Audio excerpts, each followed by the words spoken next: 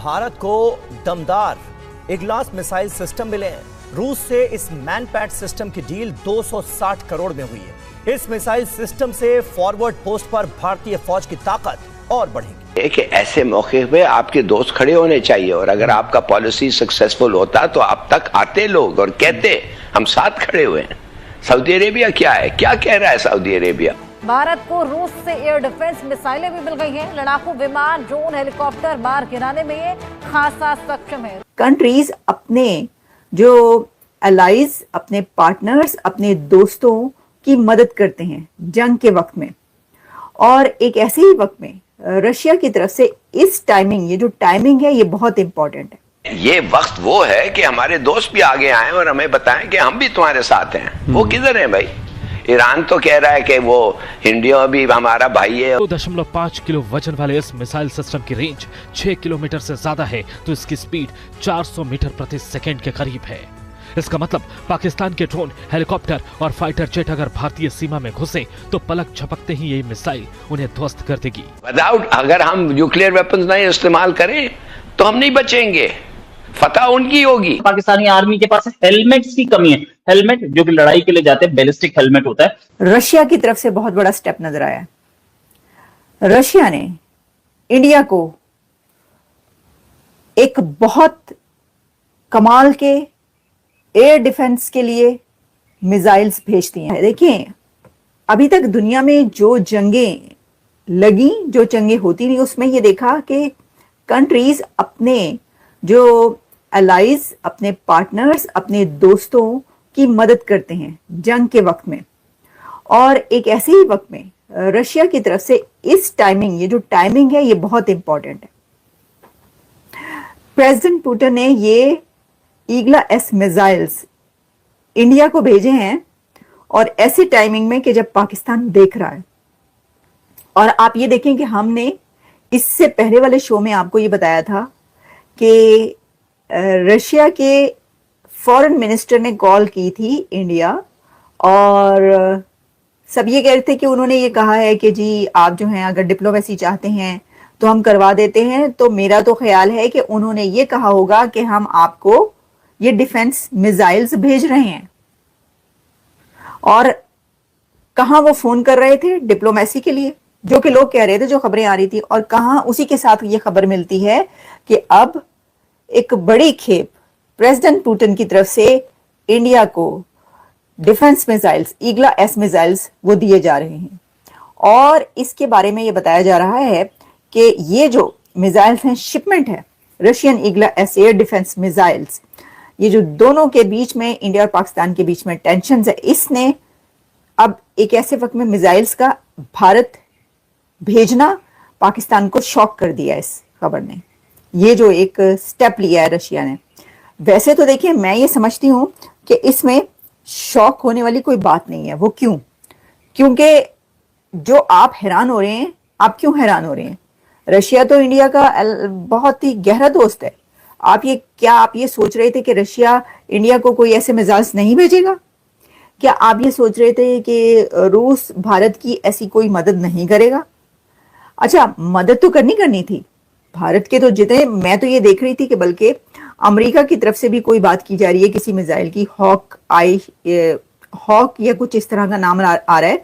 लेकिन जो countries India के इतने करीब हैं, वो उसकी मदद क्यों नहीं करेंगे? और अगर ये बात कही जा रही है कि पाकिस्तान को बड़ा बुरा लगा है, या पाकिस्तान इस वक्त हैरान है और एक शॉकिंग सिचुएशन में है, तो ये तो बड़े हंसी वाली बात है, बहुत अजीब सी बात है।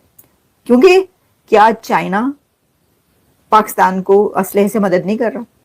क्या टर्की ने पाकिस्तान को कोई असलहा नहीं दिया? और अगर नहीं दिया तो उनसे पूछना चाहिए, इसके ऊपर हैरान नहीं होना चाहिए। क्योंकि ये तो अंडरस्टूड बात थी कि जितने कंट्रीज हैं, दुनिया के जितने कंट्रीज हैं, उसमें सबके सब, मतलब एक आधे को छोड़ के सबके सब इंडिया के साथ तो बहुत हमने वाला, हम पे आला हैं, यानी कि बहुत करीब हैं। अब फ्रांस के राफेल, वो भी आपको पता है, उनको भी कह दिया गया कि भाई राफेल जो है वो और चाहिए हो तो भेजें, और वो फौरन भेजेंगे। पहले ही राफेल जो है उनके पास हैं।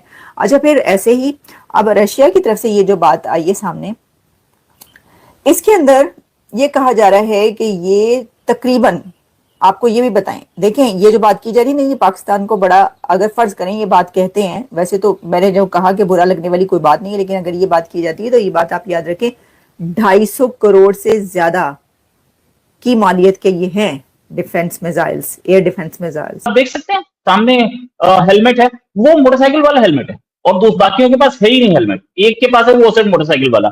ये आप देख सकते हैं क्या ओशन टीवी की सिचुएशन, और किस तरीके से वो ये लोग इतनी ठंड में हेलमेट वाला, और लड़ाई का मामला है, लड़ाई का टाइम है, युद्ध का टाइम है, ऐसे टाइम पे वो एक हेलमेट पहन के लड़ रही है पाकिस्तानी आर्मी, जो हेलमेट लिटरली बाइक चलाने के लिए हम दिल्ली में यूज करते हैं, कलकत्ता में यूज करते हैं, मुंबई में यूज करते हैं, वो सिचुएशन, उसको पहन के पाकिस्तानी आर्मी के जवान इतनी ठंड में काम कर रहे हैं।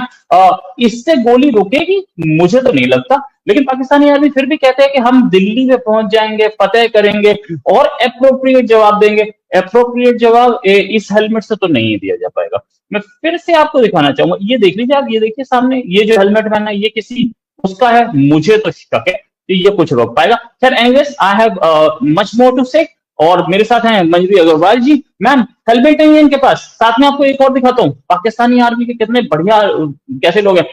ये आसिम मुनीर, क्योंकि ये बंकर में थे तो दिखाने के लिए इनकी फोटोग्राफ्स और वीडियो रिलीज किया कि ये बंकर में नहीं है, ये बाहर आ गए हैं, पाकिस्तानी आर्मी की एक एक्सरसाइज चल रही है उसमें। इसमें ये टैंक पर खड़े देख रहे हैं, और टैंक पर जहां खड़े हैं नीचे 4 स्टार लगा दिए गए टैंक के ऊपर। अगर ये एक टेबल पे खड़े होते तो उस टेबल पे 4 स्टार लगे होते, और ये ऑफिस में जिस कुर्सी में बैठते हैं क्या उस पे भी 4 स्टार लगे हैं, मुझे नहीं समझ में आता। ऐसा मतलब जिस भी चीज पे खड़ा होगा, अच्छा वो इन्होंने गधे की सवारी नहीं की, वरना गधे पे भी लगा दिया होता। ऐसा हो जाता है कई बार, लेकिन क्या बताऊं मैं, पाकिस्तानी आर्मी तो कुछ भी कर सकती है। मतलब बहुत बहुत मजाकिया गेम नहीं है कि जहां पे वो खड़ा 4 स्टार लगा दिए। 4 स्टार जनरल हो, सबको पता है, एक जनरल 4 स्टार ही होता है, हमारा जनरल को 2 स्टार तो नहीं है, वो भी 4 स्टार, लेकिन लगा दिए चमचागिरी में। आसिम मुनीर या तो भाग चुके हैं पाकिस्तान से, या किसी बंकर के अंदर अभी भी छुपे बैठे।